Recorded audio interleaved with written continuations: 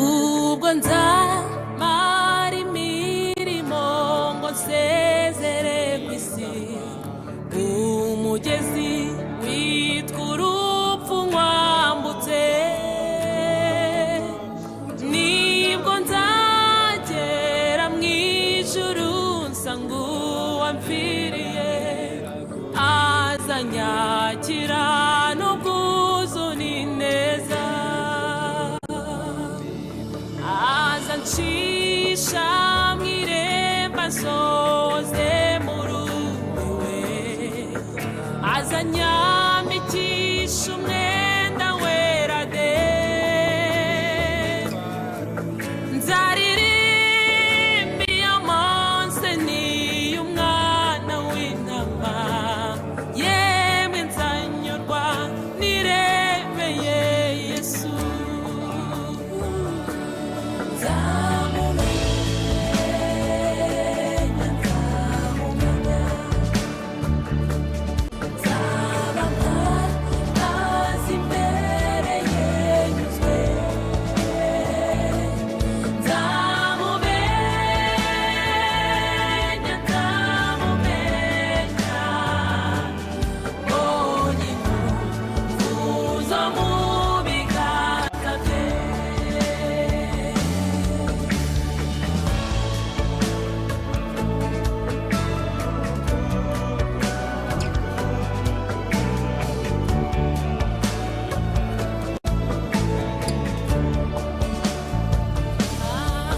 Nzanezerwa nimbona ubwiza bwo mu maso he, kandi sinzasiba kumushimira. Urukundo n'imbabazi n'ubuntu byatumye najya mbonera ikibanza mu ijuru. Abo nkunda bagezeyo mbafitiye ubwuzu, wa mugezi urupfu ni wo wadutanije, ariko sinavuga ubwuzu bwinshi numafitiye, umukiza wanjye wanyitahiye.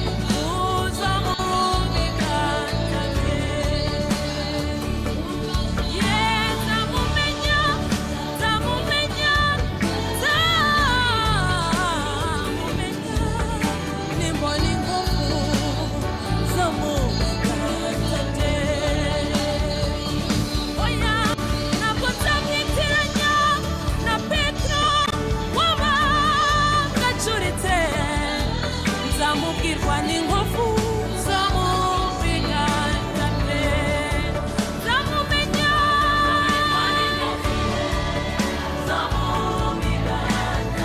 nzamushimira ko yanshoboje kunesha.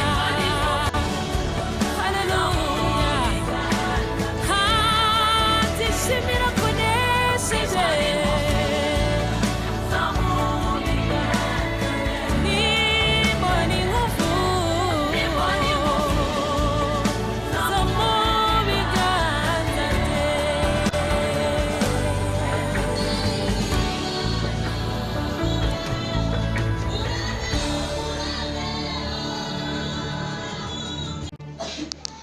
Yesu nashimwe.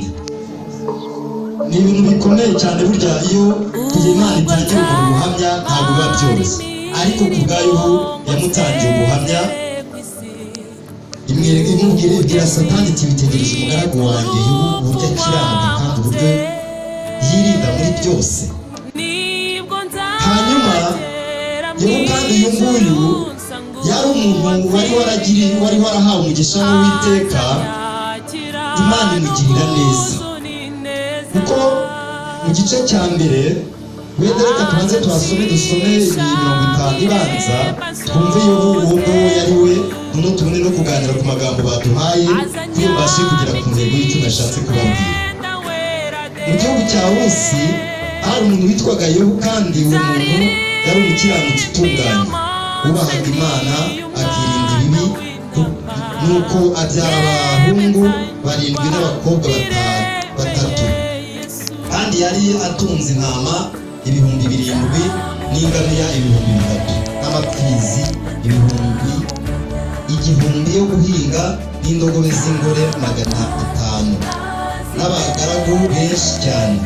Uwo muntu yari akomeye kuruta abantu bose b'iburasirazuba, kandi abahungu be biremeraga ibirori mu mazu yabo umwe umwe mu minsi yatoranije, bagatumira abashiki babo 3 ngo baze basangire nabo.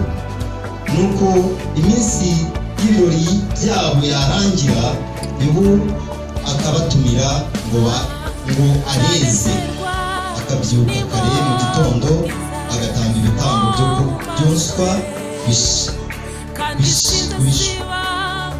bihwanye n'umubare wabo, kuko Yobu yavugaga ati ahari abahungu banjye bakoze ibyaha bahemukira Imana mu mitima yabo.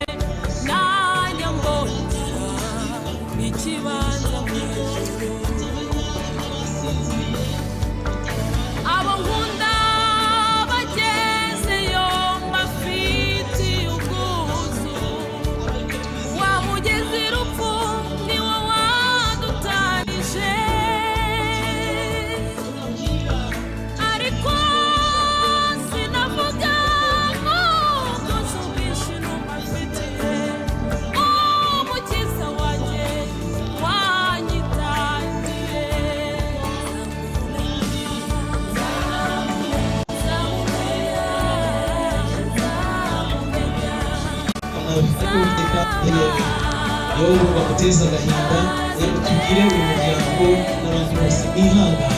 Yesu ashimwe. Mukomerere mu mwami. Haleluya, haleluya. Mukomerere mu mwami wacu Yesu Kristo, kuko abizera bose iyi niyo nzira bazanyuramo.